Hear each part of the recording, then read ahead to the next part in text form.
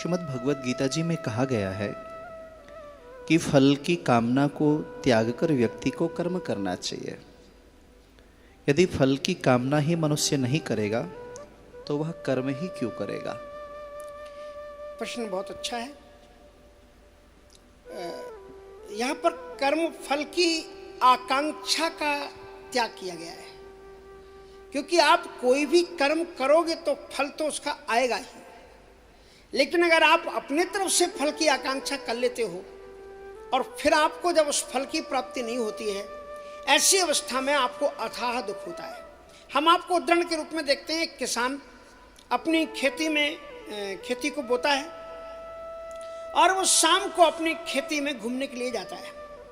और जब वो घूमने के लिए वहाँ पर जाता है तो पाता है कि उसकी खेती तो बड़ी सुंदर है और बहुत लहलहा रही है, और वो अपने स्वजनों के साथ में घूमते हुए कहता है इस बार तो दुगना फल प्राप्त होने वाला है। और आता है, घर में सो जाता है। रात्रि के 1 बजे एकदम भयानक तूफान, वर्षा और ओले गिरते हैं। उसके जो छत है टपर टपर करके बजती है।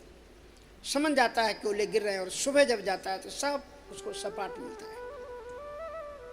उसने कर्म किया और कर्म की आकांक्षा में कि हमको इतना फल मिलेगा, और उसके आश्रित होकर के वो रह गया कि इस फल की प्राप्ति होगी। और जब वो नहीं मिलता है तो इसी हताशा में प्रायः कर लोग अपनी आत्महत्या तक कर बैठते हैं। ऐसी स्थिति में व्यक्ति को कर्तव्य कर्म करना चाहिए। दूसरी दृष्टि से आपको एक सांसारिक उदाहरण देते हैं, जैसे कि एक बाप अपने पिता का संपोषण, लालन पोषण, शैक्षणिक व्यवस्था सारी चीजें करता बड़े प्यार के साथ में। लेकिन यदि वो इस कामना के साथ में करता है कि बच्चा बड़े होकर के हमारी सेवा करेगा, और यदि वो बड़े होने के बाद में सेवा नहीं करता है और माता पिता को निराश्रित कर देता है, तो बड़े दुखी होते हैं माता पिता। बहुत से माता पिता अथाह दुख में डूब जाते हैं। ऐसी स्थिति में उसको कर्तव्य कर्म मान करके ही अपने बेटे का परिवरिश या खेती खलिहान के कार्य करना चाहिए। कर्म किए जा, फल की इच्छा मत कर ये इंसान। यह है गीता जी का ज्ञान। ये प्रचलित कहानी है, कहावत है।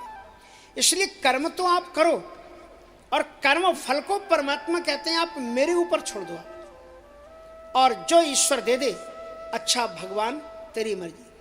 इसलिए सहजम कर्म कौन्ते सदोषमपि न त्यजेत कर्मारंभा ही दोषेण धूमे राग्नि रवावृता। इसलिए आपका जो कर्तव्य कर्म है, सदोष युक्त होने पर भी आप उसका परित्याग ना करें और फल की इच्छा ना करें। इसलिए सहजम कर्म कौन्ते सदोषमपि न त्यजेत।